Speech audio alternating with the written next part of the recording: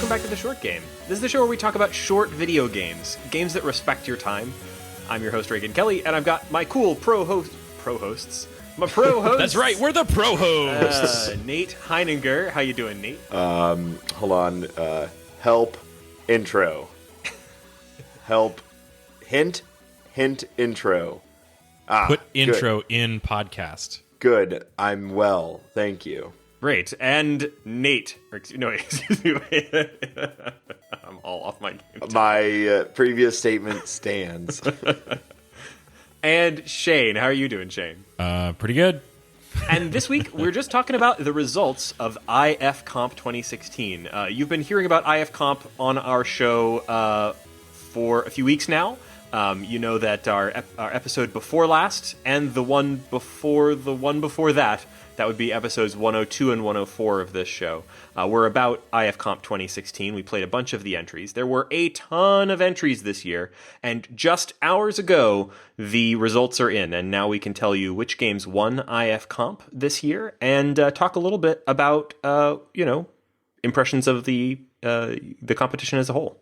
Yep, really cool year for IFComp. The biggest that the competition has ever been, as we've mentioned on some of our early coverage. And I think as a podcast, this is the first time we've tried to really cover as much of this contest as we could. This is our third episode on it. And I'm pleased to say that out of the winners, if you've been listening to our last two episodes, you've already heard us discuss many of these games. In fact, I would say most of the top 10. Yeah, and that was partly by chance and partly by just, being familiar with some of these authors already, partly from hearing people's recommendations and reactions. Obviously, there are 58... And partially from ballot box stuffing. Exactly. So thank you, all of our listeners, for going in and voting for the ones we told you to. No, we did not do that. That's what I'm saying. I think this is the first tangible evidence of that short game bump. We've been talking about it for a long time, but you, our listeners, I'm just so proud. It is remarkable. We played nearly about 20 of the games that I think for the show entirely out of 55, and almost all of them that we said we liked are somewhere in the top 10. Number one winner, Gamey McGameface. So, it's probably more likely that we just happened to, like Reagan said, pick games that came from well-known authors, or we had already kind of caught on to the buzz from other reviewers. But I like to think that it was you, our listeners, that really made the difference. Please do not stuff any ballot boxes on our account. Yeah, that would absolutely be mortifying. We are going to talk just briefly about the top winners. Now, there's all 58 games that were competing this year are ranked in order based on, they've got a kind of a cool system for this. It's not just based on the scores that people gave the games. When you vote on a game, you give it I think it's 1 to 10 score, and there's also, I think it's weighted based on the number of votes that they got. I don't know exactly what math they're doing to choose which games are which, but they also give you a nice little graph of how people voted. So check out the page with the results. We're going to talk first about the games that won the first 5 places. And starting with number 5, the 5th place game in IFComp 2016 is one that we talked about in episode 102, and that was 16 Ways to Kill a Vampire at McDonald's. I'm really glad this one won. This was a really neat game. Yeah, this is one that I believe both Laura and I played and talked about on that episode. This is just a great example of how fun and kind of unique I think interactive fiction can be. A ton of good wordplay, really, really silly situations. You're trying to figure out how to kill this vampire while you're trapped inside of a McDonald's, and lots of different ways to do it, from flooding the McDonald's or burning it down. Also maybe killing the cashier, but hey, at least you killed the vampire. It was a lot of fun, and I'm glad to see you got some recognition. Yeah, one of the things I really like about this game, and that I love in interactive fiction that's sort of this sort of contest style, or just love about short games in general, is that you have a game where they've put more effort into making it an incredibly broad space of possibility than they have into making it a really long experience. I love games where you get through your first playthrough and you had to make dozens of choices to get there, and you're sure that if you go back for another maybe 10-minute playthrough, you're going to have a completely different story. I absolutely love that in games. Yeah, and that's something that interactive fiction just can do in a way that a lot of other game genres, or I guess types, can't do, just by the there's only so many intricate 3D objects or pixel art sprites that a single developer can make. But with something like this, you can write that gorgeous description of a whole new scene without having to go in and make a bunch of artwork for it. And it gives you this ability to make these games that are really broad. It's like Stanley Parable. Yeah, actually. The Stanley Parable, I mean, this game obviously isn't exactly like the Stanley Parable, but yeah, it's exactly the same kind of thing that I'm talking about. Yeah, I love that sort of feeling of there are zillions of possible choices. The game itself is very short. Your gameplay loop is very short, but you've got a lot of possibility within that short time frame. And that's, I think, ideal for this kind of venue. In a contest where people are going to want to play as many of these games as they can. Yeah, and are supposed to judge them after no more than 2 hours, which is an interesting limitation. Yeah, giving people the ability to experience and the drive to experience the game more than once is pretty motivating. I think that is responsible for a lot of the praise that this game has gotten. So the fourth place game this year was one that we talked about briefly on episode 104.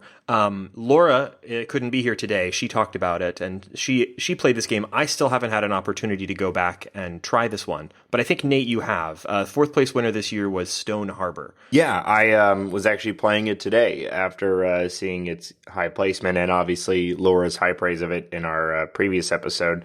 And I've really been enjoying it. It's very, very... very nice writing, very beautiful prose. I actually have some of it here that I want to read, but the kind of setup of it is that you are a fortune teller, like out on Navy Pier, sort of. You're going to go into like a little hut, and they're going to tell you your fortune. You're going to pay them $20, and you're going to leave, and it's going to be a funny joke you tell your friends about. And even the fortune teller knows that they're kind of just like bullshitting everyone.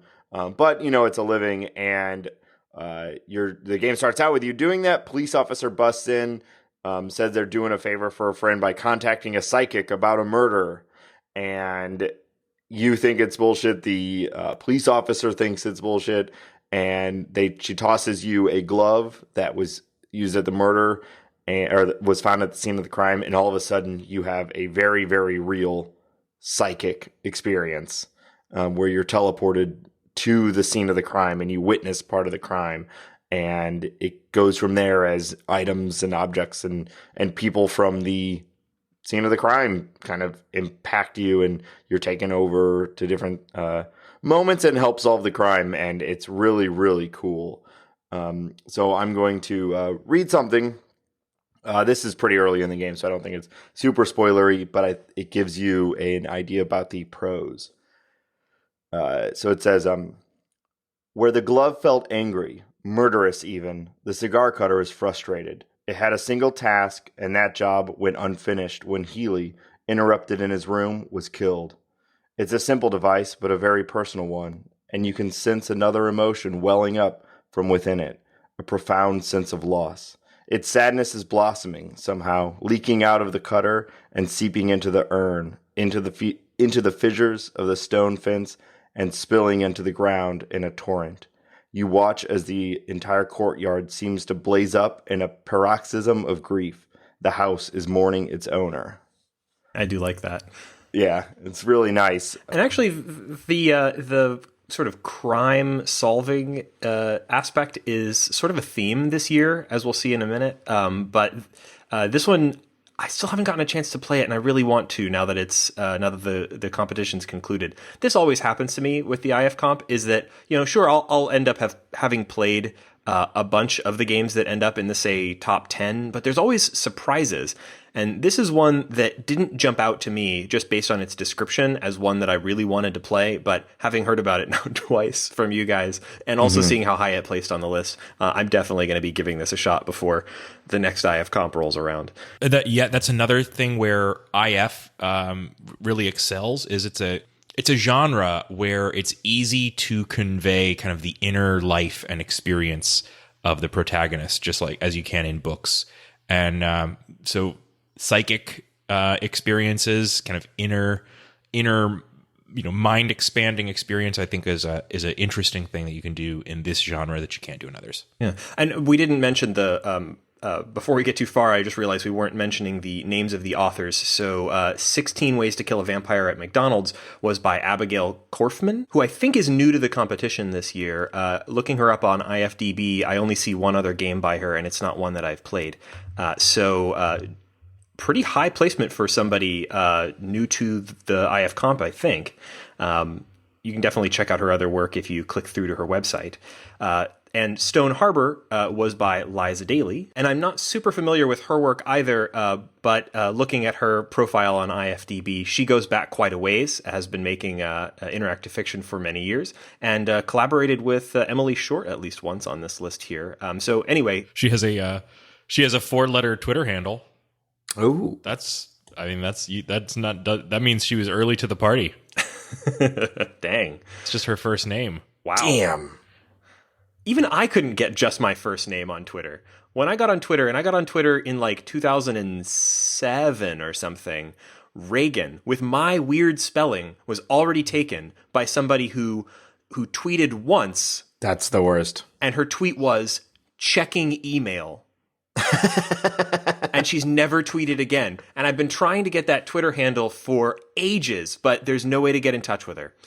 So Reagan, at Reagan, checking email. I'm Nate STL. I friended just the other day or followed STL Nate. So you guys should totally hang out.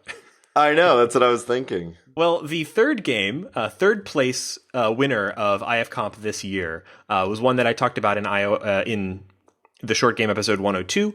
And this was this was the first game that I played in this year's competition, and completely at random. I had played some other things by Astrid Dalmaty, but Astrid Dalmaty's Cactus Blue Motel was really a standout game in the competition for me this year. And apparently a lot of folks agreed. It had 104 votes and a score of 7.73. That's the average of the scores. So lots of people liked this one. You can go back and listen to episode 102 for the sort of full explanation of this game. But I'll just say it's a beautiful Twine game that does a great job of using its sort of visual style and it's kind of creepy. I would say not creepy exactly. It's sort of a Twilight Zone-y kind of story, but also feels very modern and yet also feels like kind of a retro throwback. You're in the desert. You're at a old motel. Anyway, I won't belabor the point. Cactus Blue Motel is an absolute don't miss game. Listen to episode 102 for a full explanation of it, but I'm really glad that it placed so high. And Astrid Dalmaty is awesome. Yeah, after all the praise you gave it in the previous episode, I'm not surprised to see it land so high on the rankings. Yeah, she made Arcane Intern Unpaid, which we talked about last year. It was one of our favorite games from IFComp 2015 as well. Yeah, 11th place in IFComp 2015. And this time she's in the top 5. Yeah, she's has moved she been up. In the contest other times than that? I don't know off the top of my head. She's definitely been prolific. If you look up her account or profile on IFDB, there are many games listed under her name. She's clearly prolific, and I'm really happy to see this game do so well. So the next game up, second place this year. This was a total surprise to me because this is one that we hadn't talked about at all on this show yet. And I'll be honest, I didn't play this game, partly because the description didn't grab me. But obviously that was a mistake because, first of all, second place, people loved this game. At a 69 votes, average score of 8.06. This is Color the Truth by MathBrush. And we actually did play something by MathBrush last year. MathBrush made Ether, which we really liked in IFComp 2015. But for whatever reason, I guess I didn't put it together that was by the same person and didn't get around to playing this. until today. So when the results came out, I immediately downloaded this game and started playing it. And so I haven't had that long to play. I've only played it for about 2 hours. But this is a really, really good mystery IF game. A few things about it. So the description, Rosalita Morales is dead and you have to figure out who did it. The 4 people closest to her had the motive and the means: her partner, her secretary, her ex-lover, and her sister. Relive their memories of Rosalita's last days to discover what really happened, but be careful. Everyone has something to hide and everyone will color the truth. Is this kind of a Rashomon type thing? Absolutely. Or I guess it's kind of like Rashomon meets Phoenix Wright. It's you're playing You're playing as this detective investigating this murder, and there's all 4 people have gathered at the radio station that she worked at. And so the setting and the characters are really clearly defined and interesting. You know, Rosalita is clearly an interesting person. She was a radio DJ. She ran a kind of a romance advice show. Her partner, with whom she had a kind of a touchy relationship, business relationship, did a different show on the same network and stands to benefit from her death. Her ex-husband is there. Obviously, he had issues with her, and then also her sister and a secretary, all gathered together. You interview them individually, and where it really got interesting, this is a parser game, so it's all text prompt based. Where it really got interesting was that this is a game that is mostly about conversations and about taking people's statements and sort of looking for clues in their words. But it manages to not make that feel dry, because when you're interviewing these people, mostly when you take someone's statement, you get dropped into their narrative. So, you know, if the ex-lover, the ex-husband, is telling you about what happened, he'll tell you, oh, I came to see her, and then I didn't get to talk to her, and then I left. And in that, but it doesn't just tell you that. You actually have to play out that scenario, and it gives you liberal hints. And you know, if you try to do things that aren't what the characters are trying to impart to the detective, then you get reasons that wouldn't have happened. When you play through these statements, you get a list of topics that then you can ask each of the people about. And so you might learn about new topics in one person's statement that contradict something in someone else's statement. And then if you go and mention that to them, they'll say, well, here, let me revise my statement. And you'll play through their statement scenario again as them, but this time things play out differently. It really, really reminded me of Andrew Plotkin's Spider and Web. Because if you remember, Spider and Web's one of my favorite IFComp game, or not? Yeah, IFComp in that game, you're playing through a person who's being interrogated, and you're reliving his experience over and over again. I love the idea that you're playing through each person's experience of the same events with their different viewpoint, and learning more and more about, you know, the reality of the situation just by seeing it in each person's color of the truth, I guess is yeah.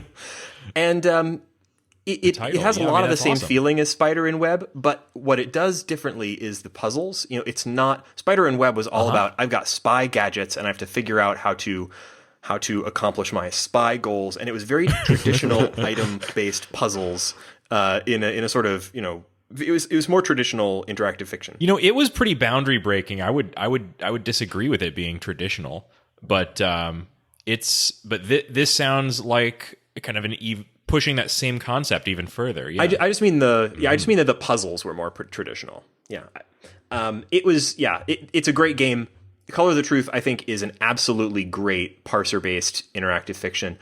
And I was put off by it at first. I don't know exactly why. I think I just wasn't that interested in another detective game, because there were several this year. I mean, we obviously mentioned that Stone Harbor has some mystery solving. And I suppose that leads into our first place, which was Detectiveland. Yeah, 2016 seems to be the year of Detective IF. Or maybe that's every year, I guess. Yeah, there's often a lot of sort of mystery solving involved, but the top 2 placed games were specifically about detectives this year. Detectiveland was really neat. Yes, I got a chance to play this one, and I have to say, it does so many things so right. Detectiveland is set in a kind of a parody of 1920s Hollywood, I guess, that is New Losago. And it's it gets so, like I say, it says so many things right. It's got dead on for the humor. It's a very funny game. It has a good exploration and good puzzles. There's several different mysteries for you to solve, and you can tackle them in different orders.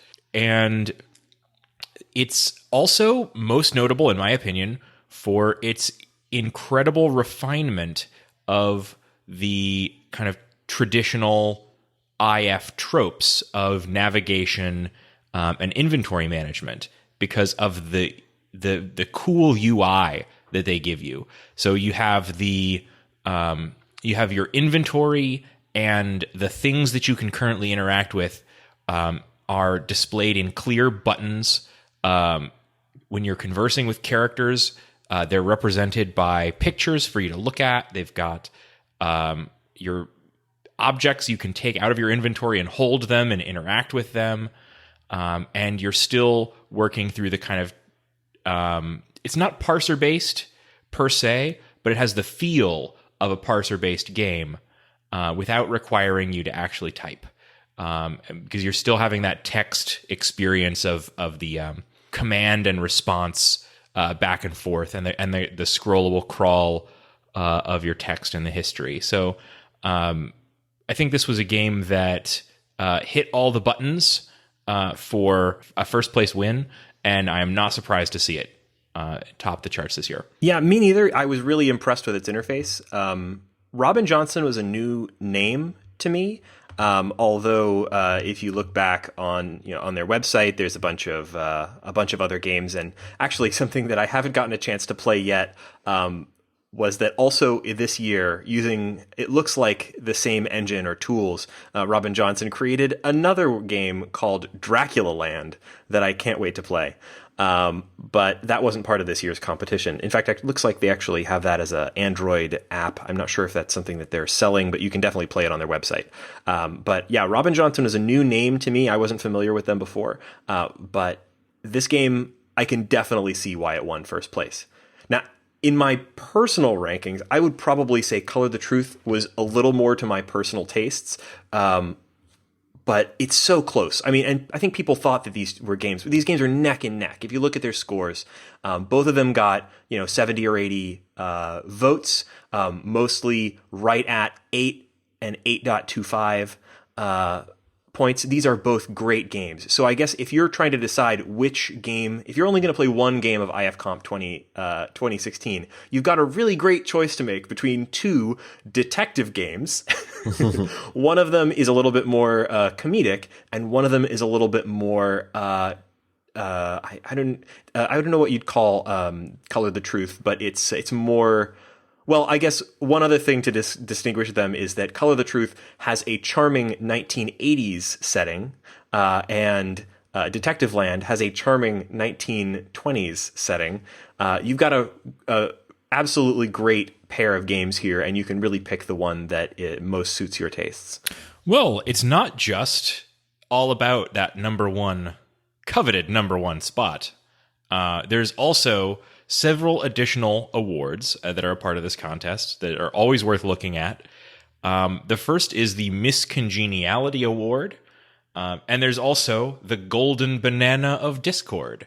The Miss Congeniality Award, as in the Miss Congeniality Awards of many pageants and so on, is the award that is awarded by the participants. So the actual creators of the IF that have submitted games are allowed to vote for their favorite games, which often produces a different list. Yeah, it's always super interesting to see what these folks vote for. You would expect that, being IF authors, they would tend to vote most for the games that might show sort of technical, interesting qualities or polish. Clever implementations. Yeah, but that's not always even the case. The three games this year, and this is a good segue. The third place in the Miss Congeniality Awards was Detectiveland. So that's a really high placement on both of those tracks. Both the players and the creators really liked Detectiveland. Sandra Bullock would be so proud. Second place was a game that I still haven't had a chance to play yet, although it sounds absolutely fantastic. And that's Fair. Yeah, I played a little bit of this game. I believe Laura talked about it in episode 104. Maybe. Yep. Okay. Yeah, it's a really funny game. I haven't completed it, but it's you're basically a local, maybe popular science fiction author who has been asked to come to the local high school and grade, or rather judge, the local science fair.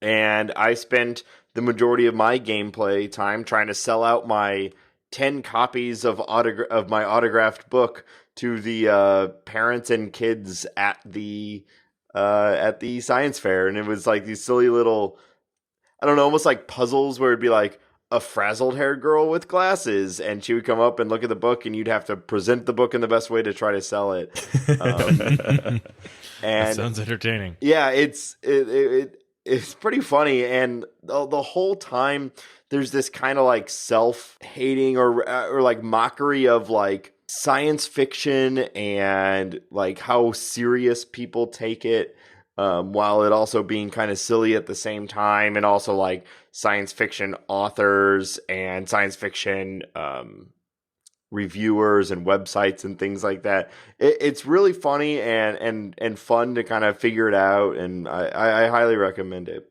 I love when writers and creators like this sort of rake their own profession over the coals. Well, I think that's exactly why it did so well. Like, if I may read another part of it, you get to see what the author's bio on his own book says about him, and I just think it's pretty funny. So it says, A.B. Asherton burst onto the indie SF scene with a debut novel, The Warm Orange of a Solar Sky, in 2009, which rocketed to 149th on Bookburn's 200 science fiction novels you should read when you have time list. Hailing from the Midwest, A.B. Asherton has published numerous articles and short stories online for Weird Digest and Macabre Tales, as well as co-contributing to the YA series Mechatron Teen Romance 34 and 35 and Stooky Spories for Young Folk, as well as being a frequent recipe contributor for Cooks.com. So yeah, it's self-loathing, and I think that's probably why a lot of the fellow writers for the IFComp enjoyed it. It seems really endearing. And the author, Hannon, I'm going to butcher the last name, Ondrasek, looks like they have a bunch of other games if you check out their IFDB page as well. 7th place overall and 2nd place in Miss Congeniality Awards. So this is a case where it generally did pretty well in the competition. 7th place out of 58 games is still great, but 2nd place in Miss Congeniality Awards, obviously the insiders liked this one. And the top game in the Miss Congeniality Awards this year was one that unfortunately we haven't played. None of us have. And that's because, so this is Inside the Facility by Arthur DiBianca. And I didn't really get a great look at this game when I was going through the games initially. This one actually was 13th place overall and 1st place with the creators. Since I wasn't Flew right under my radar. Yeah, it did mine too, and I then went to try to play it today, and unfortunately it hasn't actually been posted to IFDB yet, so some of the games are temporarily unavailable while they move things over from the IFComp page over to the IFDB page, and I was not able to get a chance to play this before we needed to record. But it really sounds interesting, and clearly the other IFComp authors really liked it. The description says, "Your friend Mike thinks no one can infiltrate the facility, but you're going to prove him wrong. A light puzzle game. In the author's opinion, it's totally family friendly." That's a pretty short description, and that's probably why it kind of ran under my radar. But now that I've seen one thing I liked about this game in its description was that although it has was described as having some pretty typical puzzles. It does those puzzles with a limited set of verbs, and it's limited basically just to like north, south, east, west, and wait.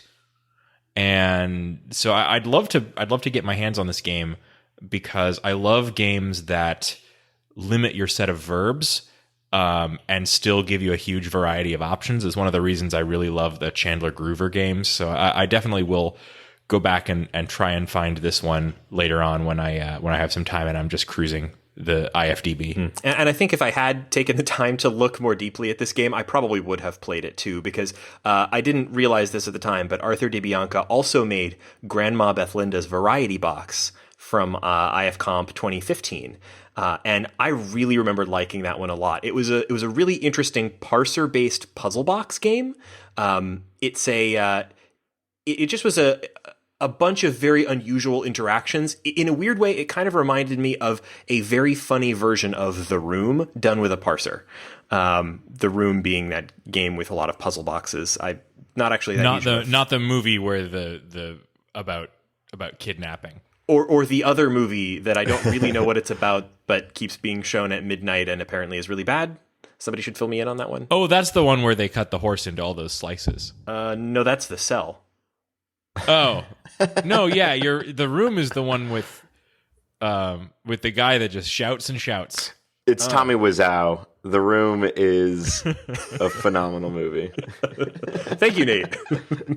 I'm glad we have someone on who knows what they're talking about when they make these comments. So anyway, those are the Miss Congeniality Award winners. The final game we're going to talk about today is the winner of the Golden Banana of Discord. This award, if you haven't heard about it, takes a little bit of explanation. When the way that the scoring in the IFComp works is that you can vote for as many games as you'd like, and you give those games between a 1 and a 10 in the score, and then they take an average, and that becomes the game's overall score. There may be some other weighting that they do. I don't actually know for sure. But anyway, they also calculate the standard deviation. And the standard deviation, the game with the highest standard deviation, which means it's, by some measures, the most controversial. It has almost a flat curve. An even number of people gave this game like a 3 that gave it an 8, more or less. And that is A Time of Tungsten by Devin Raposo. We talked about this game, or at least I did, in episode 104. I think this is a really great game, but I think I can see why it got, I think it's probably fair to say, mixed responses. And the biggest one is that it is a really, for me, I think, this is me guessing, I really enjoyed the game, but I could see some folks not really digging it because it's a lot of reading. It's a long... it's probably the longest Twine game I've ever played. It took over 2 hours to complete, to get through. And also it has a unconventional structure. It's jumping around in time a bit. It's not particularly funny. It's more serious and science fiction oriented. So I could see it not appealing to the broadest base of IFComp, judges. But I think it's a really worthwhile game, and I think it's great that this competition has an award to give to these games that have clearly a lot of interesting stuff about them, but also perhaps a niche or more limited appeal to sort of the full audience of the IFComp. It's interesting. If I remember correctly, the game that won this last year had just a very aggressive style of humor, and I think it had a lot of people who thought it was really funny, so it did very well, and then people who didn't think it was funny, it rated it poorly. So it's interesting to see almost this year, it's almost more like a mechanics thing. Like maybe the people who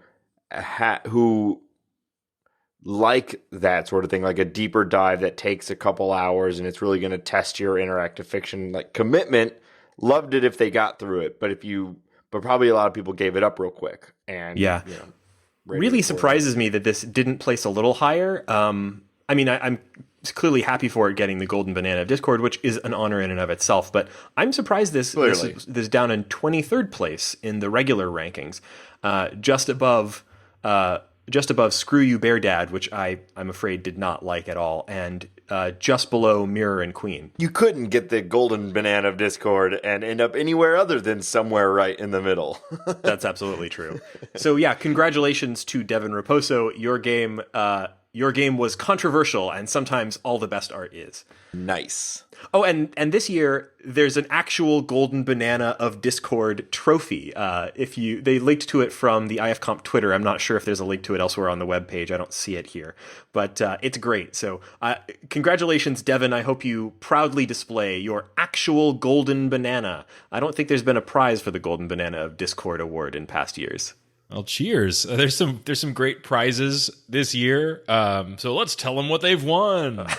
Yeah, I just think this is really funny. So, first of all, what they do is they get a pool of prizes, and anyone can donate anything, like anything to the prize pool, and whoever gets first, they get their first pick of the prize pool, and then it goes down until they're out of prizes.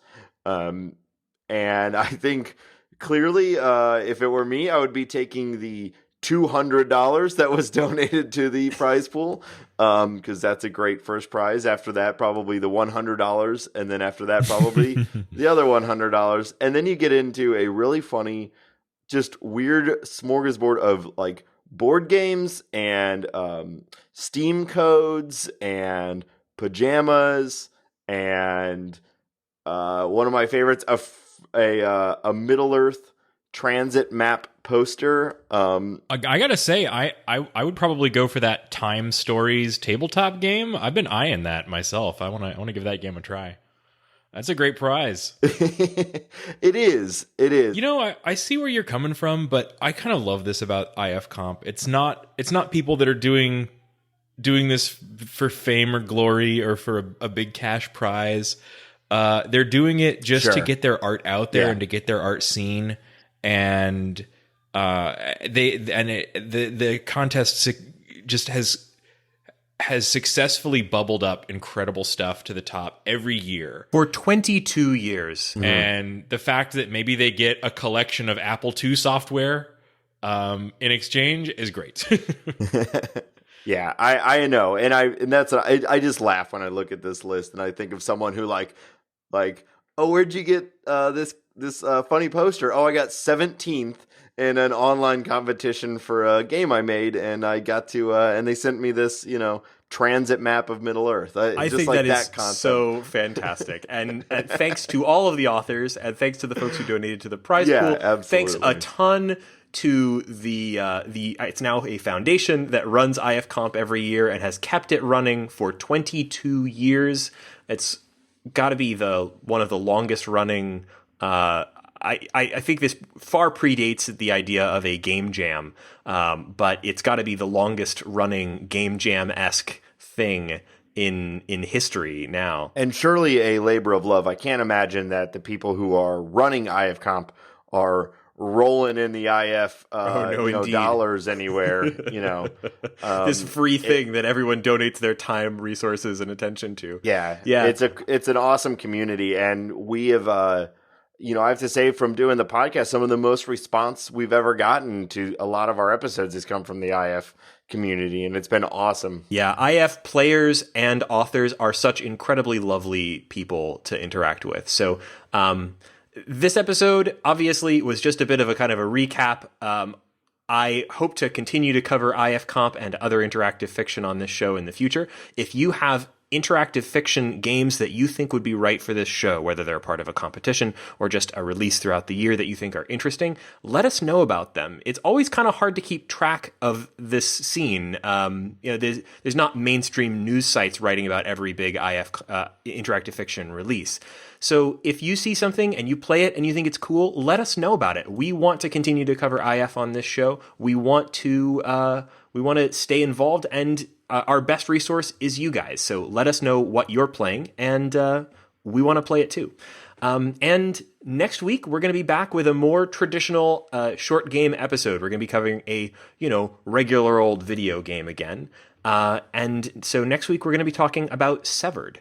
Yeah, I'm excited to talk about it. If you are not a fan of interactive fiction.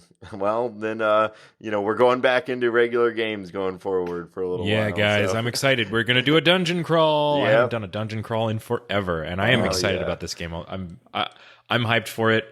It's out on the iPhone, and it plays great on the iPhone. I love deep phone game experiences.